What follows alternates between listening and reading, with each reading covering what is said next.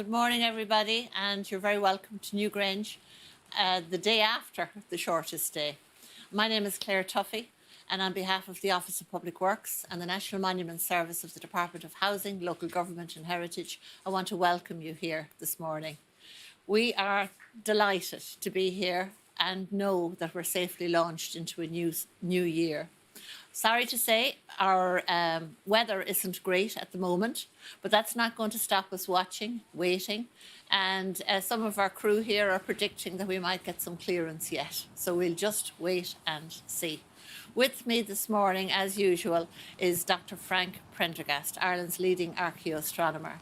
And we have a great show lined up this morning, including footage, a reconstruction of some of the monuments from the late Neolithic that has never been seen, never been aired before. So hold on, sit tight, enjoy. We are thrilled with the response we have received during the last two broadcasts. We are delighted to learn where you're watching from, and we hope you're all safe and well wherever you're watching from this morning. Frank, what's it like to be this side of the winter solstice now? Well, again, the magic of it all hasn't left us. No. And even though it's a rainy morning, we're on site at the most spectacular location, for me, in Ireland at this time. And what's significant about this morning is that from yesterday to today, the sun has now started to move backwards. Yeah. And it's actually shifted by about a fifth of its diameter. Yeah. So just about noticeable. Yeah. And what that means is we're going to get maybe an extra minute or two of daylight today compared to yesterday. Yeah. So bright days ahead. Yeah. And in a week's time, the sun will have moved a diameter backwards. Yeah. So even more light. Yeah. So gradually, inexorably, we're getting brighter days. And the year has turned. The year has turned.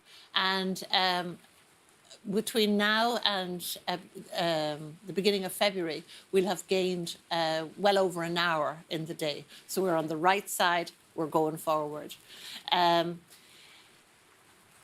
us about the winter solstice and how this monument is orientated and why it was orientated towards winter solstice.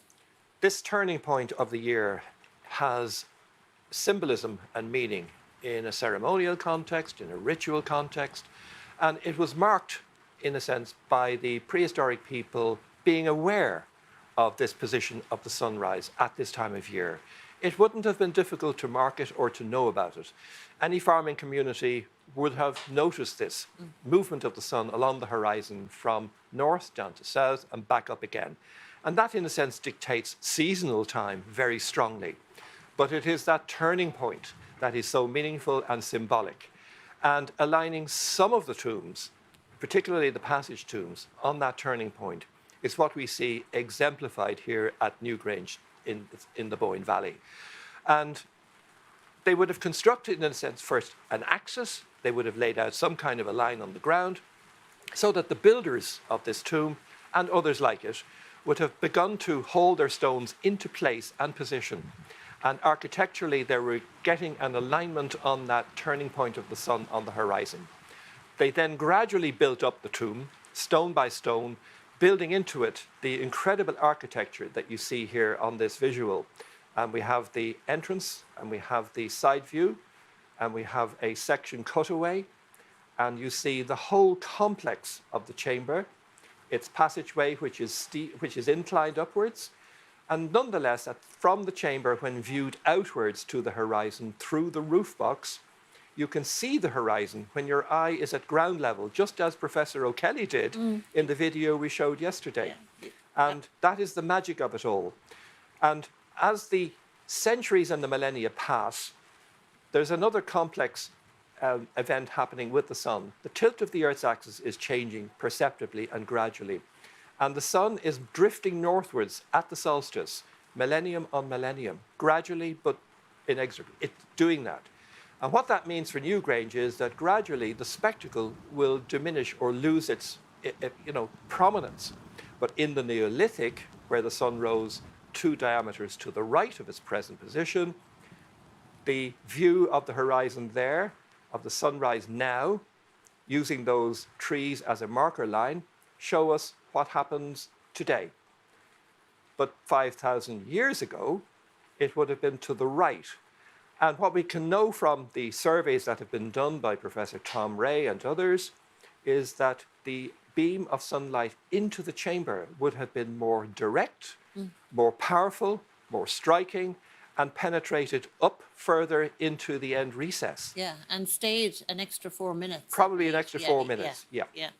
And do you see our trees that we use as a marker? Yes. Do you think, and now obviously those trees weren't there 5,000 years ago, but do you think they would have used a marker on the horizon to remind them where the sun rose every year, or would they use a natural feature? I think a natural feature is the best and most logical interpretation, because alignment studies of so many other prehistoric megalithic monuments, not just tombs, but stone rows and stone circles, suggest that prominent points in the landscape, like notches or peaks or slopes, they all featured in the cosmology of the people at that time. So very cleverly, they were using nature and the natural landscape to assist in terms of the alignment. And there we see in the Neolithic 5,000 years ago, or 3,200 BC, where the sun would have been, all being played out in this new product which has been launched by National Monument Service, Newgrange and Stellarium. And if you Google that, you have the wherewithal to do exactly what we are seeing here today. Yeah, it is great fun, the Stellarium project. I played around with it myself, and it is just so interesting to be able to turn the clock back and to see the night sky as they would have seen it. And that's the view from the top of the monument. And no matter how optimistic we are here this morning in the Boyne Valley, you have to say it's a soft day. Soft day. Yeah. We have some brave souls who've joined us this morning, some of our regular friends, some people who have been coming to Newgrange for years. And it's great to see them all, and have to admire their bravery and their endurance and their courage this morning. I loved the story yesterday told to us by one of the visitors of her son who was in a school, I think in Wexford, and their teacher has downloaded Stellarium and was playing it in the classroom to the students. Wasn't that wonderful? Yeah. And I know too from messages we've received that a lot of schools are watching the broadcast in the mornings before they start their day. So a big shout out to everybody who's watching in a school. It's a nice way to start the day, just sitting, watching us all here. And we are delighted that you are joining us from your school, your classroom. And we always think when the school groups come here to Newgrange, especially the Leaving Cert History of Art students, we know, and you know, and your teachers know, that very often a question on Newgrange will come up in the History of Art Leaving Cert examination. So hopefully by watching these programmes and these broadcasts from Newgrange these mornings, you will have gotten top marks because you tuned in and you learnt all the facts and you saw all the stones and the decorated stones and the design of the monuments. So we're taking full credit for your A in your Leaving Cert coming up. Another parent told me a wonderful story that never had she seen her children dress so fast and eat their breakfast so fast, so as to get this programme on their viewing list before going to school. So that was lovely. Yeah, so it is great. Just thinking about the construction of Newgrange, the building of Newgrange, and I know this is something that all of our students in the different curricula, from the primary schools to the junior cert history to the Leaving Cert History of Art, study, is how the monument was actually constructed. So we have an animation that we're going to show you, which actually takes you step by step through the building of Newgrange. And the first thing, as Frank mentioned already, is the monument was aligned to midwinter sunrise. And this means that the monument is facing not east, but 62 degrees south of east. The tomb was designed around the axis of the alignment. And you'll notice that the beam of light, the dotted light, it's not just on the middle of the room, it's over to the right. Then they added the basin stones. One of the basin stones in the right-hand recess at Newgrange we think was placed in before they built the chamber. So the basin stones were positioned within recesses in the chamber, and it was on these stones that the cremated remains of the dead were placed. This is the corbelling technique, a feat of incredible engineering, given the time. and how it has stood for 5,000 years without moving or shifting. And something very important for this morning. And it is rainproof, I believe. Yes, still watertight after 5,000 years. And how was that done, Claire? Well, you can see that the corbels are all sloping, so that when the rain comes down, the water naturally flows off.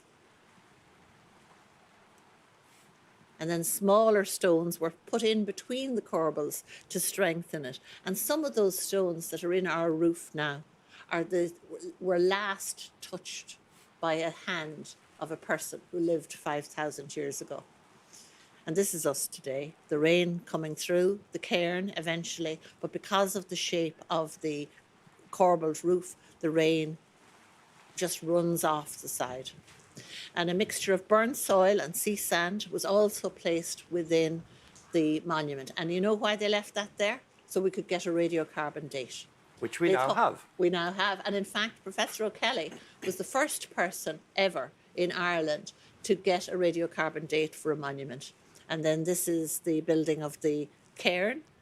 And these are the water-rolled stones gathered from the floodplain below the ridge, all left by the Ice Age. Yeah. And now this is the passage. And the building, these are called orthostats, standing stones. The passage at Newgrange is just 19 metres long.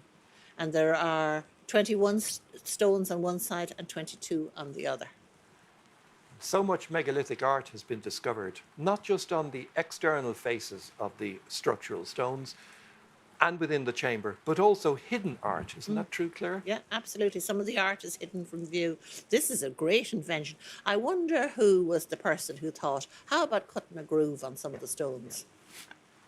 And then we have everything is built around the light. Can we claim the first drainage system? Oh, I am, invented? yeah, for sure. I think For we sure, should. Yeah. But I always think too, when I tell visitors about the grooves on the upper side of the stones, that they must have built a roof that leaked before they all sat around and said, how about inventing a gutter? That might be an idea. There was, in the Bronze Age or beyond, a catastrophic failure of part of the mound, and much of the cairn material, certainly at the front, rolled outwards and collapsed downwards on top of the entrance area. And Professor O'Kelly had a gargantuan task to restore the whole monument. Yeah, and when they started excavating, they knew that there was an awful lot of quartz in the monument. In fact, Professor McAllister, who had worked at Newgrange in the 1920s, he envisaged that the whole mound would be covered in quartz. But O'Kelly found that the curb stones, these big stones at the base of the mound, they're all in their original position. And he was able to calculate from how the collapsed material lay out from the cairn the height and angle of the original wall. And that area that you see around the entrance, the grey area, you see where you go up the steps and go in behind the entrance stone, that's a modern feature. Originally, the white quartz came out as far as the edge of the carved stone, and then it turned inward. So the last thing they did before they brought the remains of the dead into the chamber was they carried the remains of the dead over the entrance stone. And for that reason, some people think that our entrance stone is like the threshold between the world of the living and the world of the dead. And it is always strikes me at this time of the year, and you look at our wonderful curbstone one, that the only time that you cannot see the art clearly is when the sun is shining directly on the monument. And it's as if at this time of year, when the sun is shining directly on the entrance stone, that the barrier between the world of the living and the world of the dead is lowered. And perhaps this was the time when the spirits and the spirits of the ancestors came back. When we think about the belief system and worldview of people then, we generally are in agreement that there was what's called a tripartite or a threefold division of their world. You had the landscape in which they lived and built their monuments and farmed and died and were born. But then you had the mysterious underworld into which the sun disappeared at sunset as did many of the stars and the moon, and then rose again in the eastern horizon, predictably every day. And then you have the other world above, that realm of the darkness and the brightness and the sky. And what did they think was up there? We know precisely what's up there, but what did they perceive it as? That's the great mystery. Yeah. And, you know, we learned so much over the years, and yet we cannot see the world like they saw it. Visitors come here all the time to us, and they ask us what the meaning of the art is.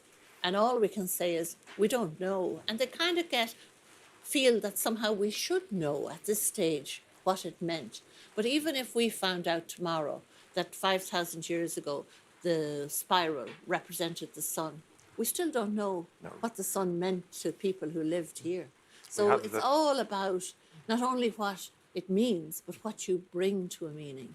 And my friend Jean McMahon, that we worked with here for a long time, especially at Lough Crew, she's had a way of putting it. She said, a symbol is much more than words. A symbol has a different and a deeper meaning than words have. You know, a symbol can represent so much more than any simple language. So true. We'll never know. When we go to Brittany, where a lot of the art is thought to have originated and then migrated westwards towards Ireland, some of that art is representational, which is fascinating, because in the Irish motif tradition, there is no representational art, perhaps one or two. Yeah. And they sort of mysteriously hint at form, which might be recognizable as a human face or artifact. But in Brittany, the evidence is very clear that representational art, using perhaps, or depicting some of the tools that were used. Yeah. And that's another question that visitors ask us too. They wonder when they look at the art, why didn't they draw faces and houses and whatever? And we always say, well, it's not as if they couldn't, you know, they could do it. I mean, it's just they chose not to, because these were their sacred sites. Yes. And obviously the symbolism that they used had to be a little more abstract and a little more obscure than what they would use in their everyday drawings and maps. To my eye, and I cannot draw at all, Claire, but when I look at the complexity of the motif on the entrance curbstone at K1 and other curbstones which ring some of the cairns, it is an extraordinarily complex, detailed piece of carving, done probably with a harder stone, most likely. Piece of flint or a piece of quartz. Piece of flint or quartz. And what's interesting about the choice of the lithology in these mounds is that they chose the stone with great care and intent. And they travelled far in order to source and procure these particular stone types and to bring them here with huge effort. I often think too, though, that if I was from Wicklow and I came to Newgrange for the great gathering, I'd be really pleased to see they had used Wicklow quartz. You know, that it would be a way of including all the people and all the tribes from different parts of this area so that we'd all feel connected to this wonderful monument. But one of the things, and I promised this earlier, one of the things that's really interesting is that when the passage tombs finished, the sense of ritual did not finish in this valley. And many of you will have read that in 2018, or seen the pictures in 2018, when we had that drought, which seems a long way away from Newgrange this morning, we had a very dry summer. And Anthony Murphy and Ken Williams, Anthony is here with us this morning and Ken was here yesterday. So they were here in July and they discovered what was called Drone Henge, or this wonderful henge down below us here in the Bóinne Valley. And subsequent to that, John Lawler, who's senior photographer with the National Monument Service, he and colleagues photographed all of the monuments that were visible in the valley at that time. And you can just see how dry the landscape is. But look at the size of these monuments. And they're all along the Bóinne. Sorry, Frank. Sorry, no. These are all detected through what are called crop marks. And that means differential growth in the vegetation caused by disturbances beneath the ground, causing the crop to grow differentially. And that was detectable during the extreme drought of 2018. And so many monuments subsurface were discovered during that period.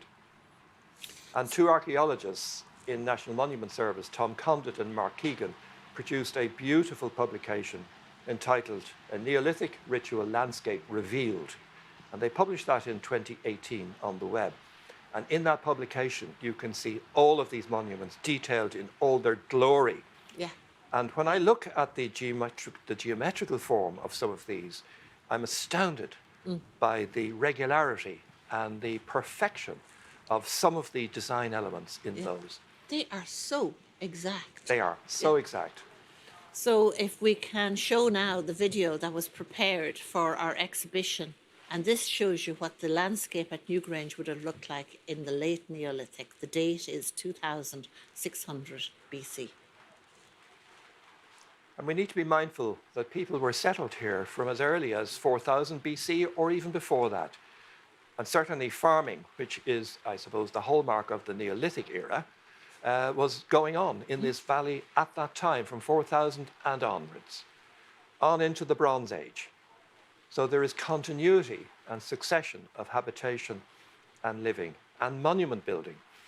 And there is a distinct shift from using stone to timber. Yeah, these huge outdoor enclosures. Look at these now as we sweep down by the River Boyne. So many people ask us the question, how vegetated was the landscape at that time? And archaeological studies of pollen and other analysis would tell us that there certainly was a lot of tree felling and land clearing at that time in order to sow crops and to harvest and to live. We see this huge palisade that enclosed Newgrange. There's the monument that Geraldine Stout That's the excavated. Cursus monument. And when you look at the symmetry embedded in these concentric circles, simply done, a rope and a peg, scribing a circle in the ground, but nonetheless it is the idea. And the scale and the ambition. This is the great monument of Doubt. And two words come into the discussion then, ceremony and ritual. These are the monuments over near Doubt that were discovered underneath Doubt Hall. And this is the great Doubt Henge. These are enormous earthworks, raised banks, ditches, post holes, entrances, some of which the access through these monuments is meaningful in ways that we don't necessarily understand today, but would have been well understood then in terms of form and function. To build one of these monuments would be extraordinary. Yeah.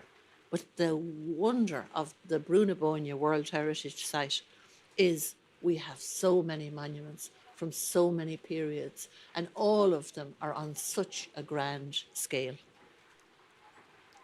And we now think of monumentality in the way which I mentioned earlier. It is a landscape lived in. It is monuments tied to that landscape. It is related to the underworld and the journeys of the celestial elements, and it is related to the other world above. So what's called the tripartite worldview. And that is one way, and I think the most important way. So it is the total environmental domain. Yeah. That's how we like to describe it. You can't just pick one element and ignore the others. It is all of those things together, Yeah, which, and in one way, give us insight into the prehistoric past. absolutely, absolutely. And this is not the only place in Ireland where we have important monuments. Now, we might always boast that ours are the biggest and the best, but there are significant monuments in other parts of the country. And one of those monuments that we have begun to talk about in more and more detail at this time of the year is the monument that our friend Murish O'Sullivan excavated at Knockrow. And the monument at Knockrow is extraordinary, not because of its size or its grandeur, but you tell the big secret that Knockrow has. Well, Knockrow, which was excavated by Professor Murish O'Sullivan, my mentor, by the way. Very good. Hello, Murish, if you're watching. And the discovery by Murish of the two passages within the one mound, replicating in a way on a much smaller scale that which happens at Knowth, where there are two chambers and two passages. And Murray has a lovely subtitle to one of his papers on Knockrow, Little and Large, Yeah. comparing Knockrow to Nouth. But here we have the setting sun at the winter solstice, and the previous view was the rising sun in the eastern passage at winter solstice. So again, emphasizing the importance of winter solstice to people in that area as well. So they have, in the same monument, sunrise And sunset sunset. at this time of the year. Illuminating so the you didn't dead. have to leave the monument at all. You No. could have the party there all You day. brought your lunch. Yeah, you brought your lunch. sat we there. we here have to go to Douth. Yes. You know, we have to physically leave Newgrange and go to Douth, but they could just stay on site. On site. And yesterday, our Neolithic cousins in the other countries were delighted with the shout out. So I want to give another shout out to more Neolithic cousins this morning, specifically the wonderful monument on Slieve Gullion in County Armagh, which is aligned to sunset at winter solstice. And you mentioned Brittany earlier, and we also have connections with Brittany in France and the wonderful monument of Gavronis, which is aligned to sunset at the winter solstice. Are there any other monuments that you know of that are aligned to sunrise at the winter solstice? Sunset seems to be a preference of theirs. Well, an analysis of the Irish Passage tombs, of which 220 still survive. We don't know how many more are gone. We have 220, and we have about 130 which are in good enough condition to examine the passages and to investigate orientation. And that shows us, in Ireland at least, that about 22, 23 of them were aligned on the solstice positions, the limiting positions of the sun, rising or setting. And there is a slight preference for the winter solstice, and there's an equal preference for sunset and sunrise. So there are a number of sites around the country exhibiting this phenomenon, this facing the sun, as Gabriel Cooley likes to call it, a lovely way of putting it. So these monuments face the sun in a limited number of cases, not all of them. Yeah, yeah. But Newgrange is special. I mean, we're always boasting how special Newgrange is, but it really is special. Oh, very much. Because it is the only one that has a specially designed opening for the sun. Yeah. Although there is a monument in the field in front of us now, to the right of the monument as you look up, which Francis Lynch said when they examined it that it may have had a proto roof box, that it was the hint of a roof box. And sometimes when we go over to Douth South for sunset at the winter solstice, and it's a small little opening, but the curbs, the entrance stone and the passage actually create a kind of a box effect too. So I think the beginnings of the idea was there, but it came to its great achievement here at Newgrange, this specially designed opening for the sun.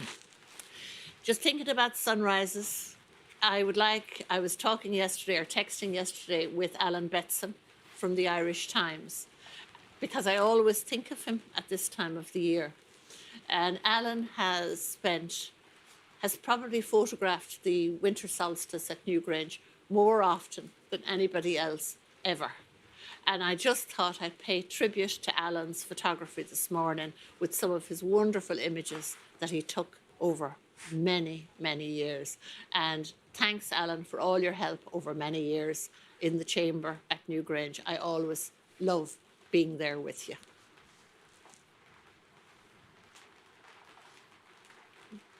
We do wonder that in the Neolithic, did people enter the tomb at this period of the year?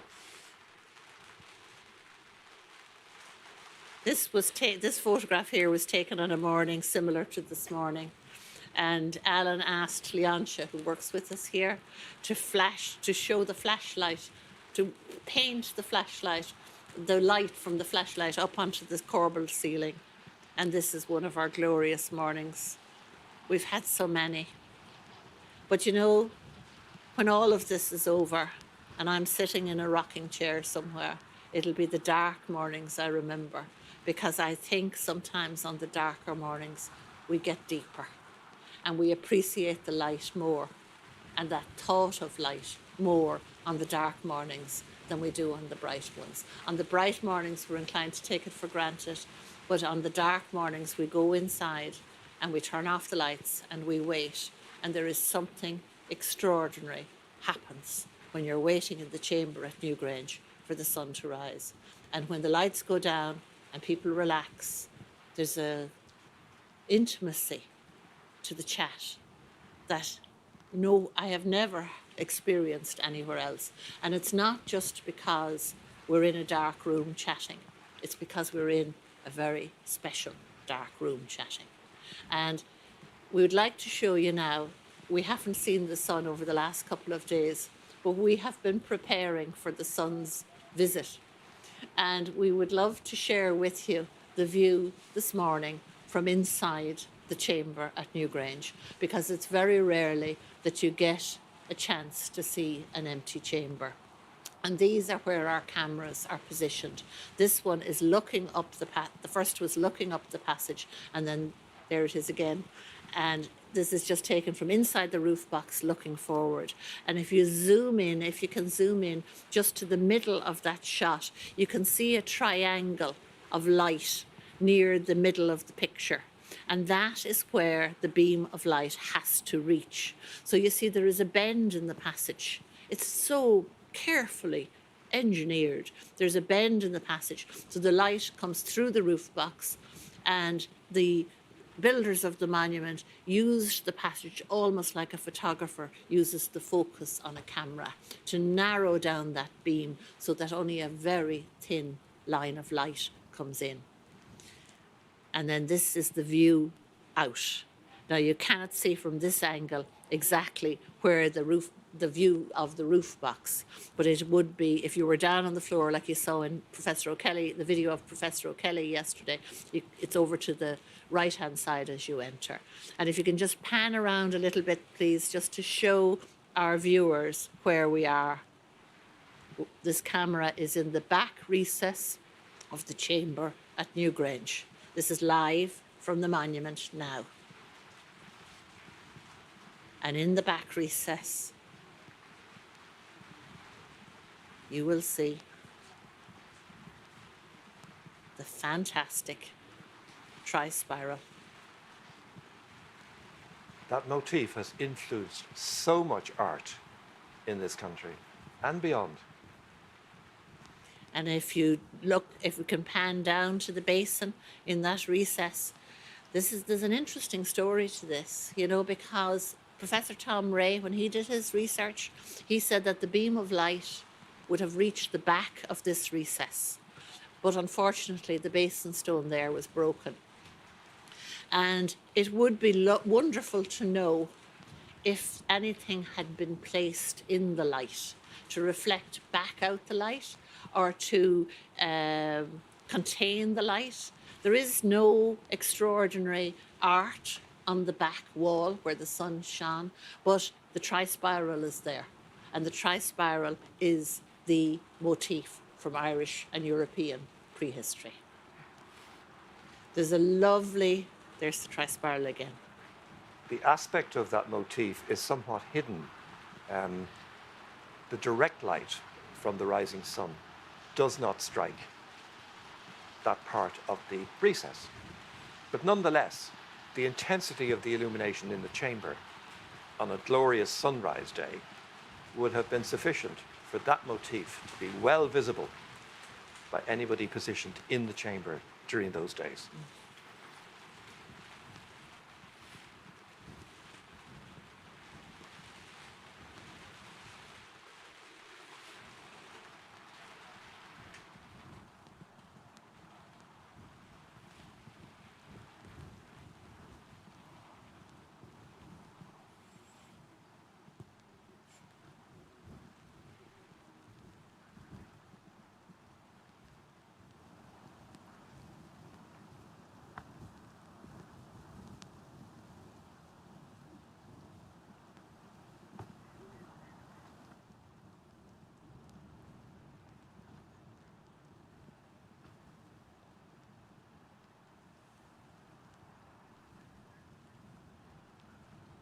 And the person who carved that wonderful piece of art lived over 5,000 years ago, and it still has the power to move us just with its sheer skill, confidence, and drama.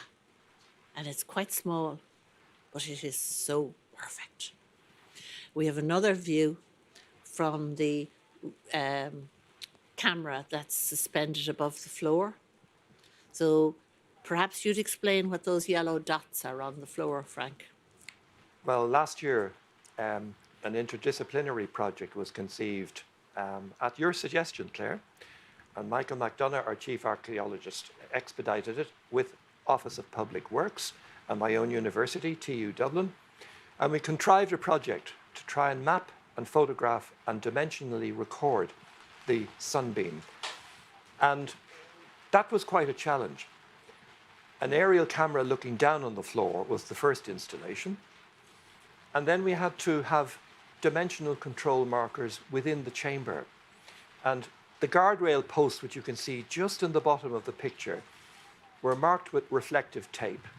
The two end posts in the left-hand chamber were removed, but we put in ground markers there as well.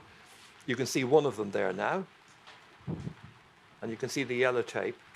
And fortuitously, the Discovery programme had laser scanned the monument previously, and we had sort of come to the idea that in their laser scan, which was geo-referenced or on the national grid, that these guardrail posts would also be included in the scan, and so they were. Yeah.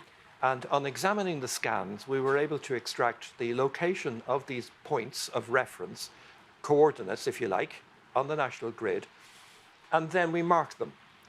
And then John Lawler, the senior photographer, in his photography, was able to, in the darkness of the chamber, on every image, those marks showed. Yeah. Now, digitally, they could be removed afterwards. But that gave us, in a sense, control points, dimensional control to scale our drawings and to orientate our drawings and produce the wonderful illustrations which are now published in Archaeology Ireland, the December edition. And it's all described there. Yeah. And if we can pan up from the floor towards the right-hand recess so that we can show our viewers the Basin Stones in the right-hand recess.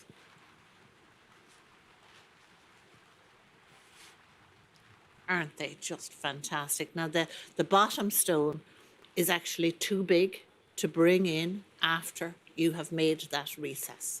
So some archaeologists believe that that bottom stone might have been there already, and that the upper stone, the wonderful granite basin, was placed on top to draw attention even more to this Holy of Holies. And that upper basin is carved from granite. And you were talking earlier about the tools that the builders used. They carved that stone with another stone, and it is perfectly made. And as I mentioned earlier, these basins held the remains of the dead. Now, when Professor O'Kelly was excavating in the 1960s, there were no remains still on the basin because the monument had been open for nearly 300 years. But some of the bone and some of the cremated bone and small pieces of unburnt bones were found on the floor beside the basin. And he very carefully collected those bones, one of which was identified as an inner ear bone. And they were stored by our colleagues in the National Museum very carefully. And years later, the very brilliant Dr. Lara Cassidy was doing her PhD, and she decided that she would see if she could get DNA, ancient DNA, from that small piece of bone. And Frank, what did she find? Were we amazed or what? Pure evidence of an elite having been buried within the tomb. And with other analysis of other bone fragments from around the country, she pieced together an amazing jigsaw of evidence and interpreted it. And all of that is published. Yeah. So the people whose bones were left here, the person whose bone she examined, he was born as a result of incest. Yes. So he was either the result of a father and daughter union or a brother and sister union. So they are not, they are this royal blood. Royal blood. Royal blood. And it was amazing when we heard that news first. And I don't know why it was so amazing, because we knew that these places were extraordinary. But what amused me was that all the years I have worked at Newgrange, I had been telling our visitors that these people are just like us. And all of a sudden I had to change the story completely, because they are not like us. These were royalty. They considered themselves above the normal people.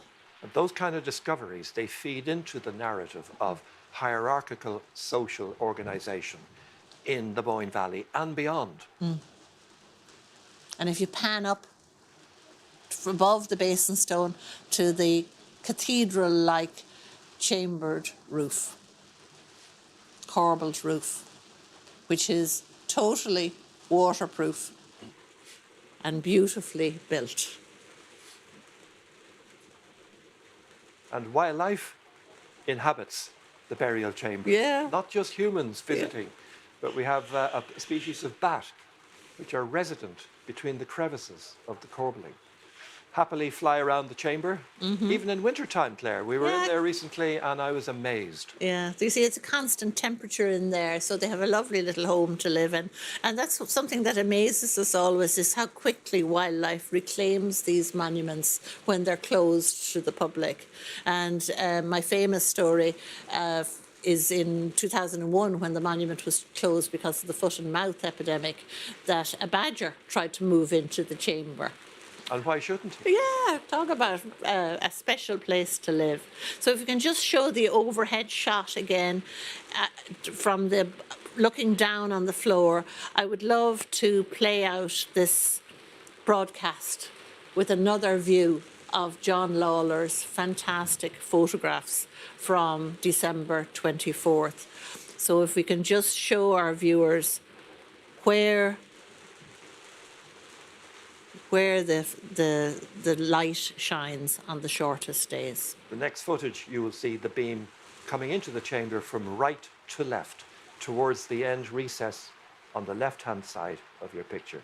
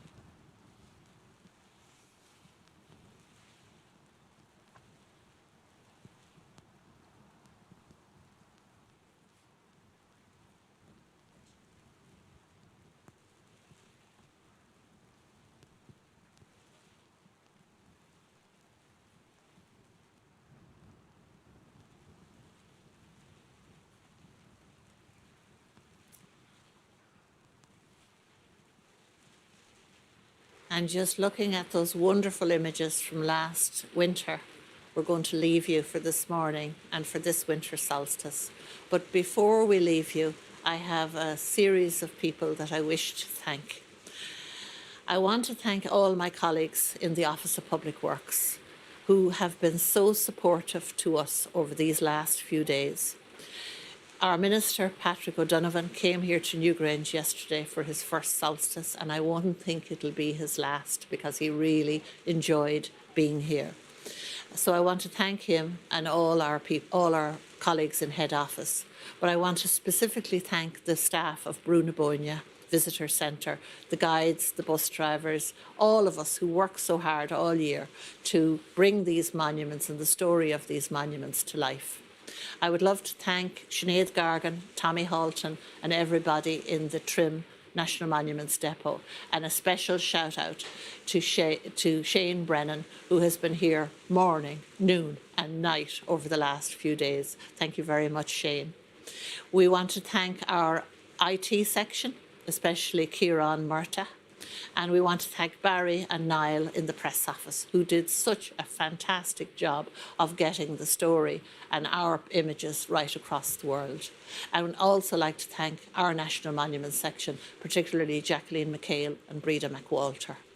In the Department of Housing, Local Government and Heritage, the National Monument Service, I would like to thank Michael McDonough, John Lawler, Pauline Gleeson, Claire Breen, Tony Roach and Lynn MacDonald. And creative technology have brought the pictures from here to you. And I just want to especially mention Jeff, Niamh, Ronan, but all of the production crew. I want to thank you for watching and keeping vigil with us for the last 3 mornings. I want to thank the people who came, especially the people who came yesterday and again this morning, especially this morning, who braved the elements. But the people who came yesterday gave us such a sense of joy that things were coming right again. We want to take all the people who contacted us, who wrote into us. We appreciate all the message. We can feel the good wishes coming from all over the world to this small bit of ground in County Meath. I want to thank Ken Williams again for all his wonderful photographs. He brings the monuments to a degree that no other photographer I have ever seen. He and John Lawler are both fantastic. And finally, I want to thank my dear friend Frank Prendergast.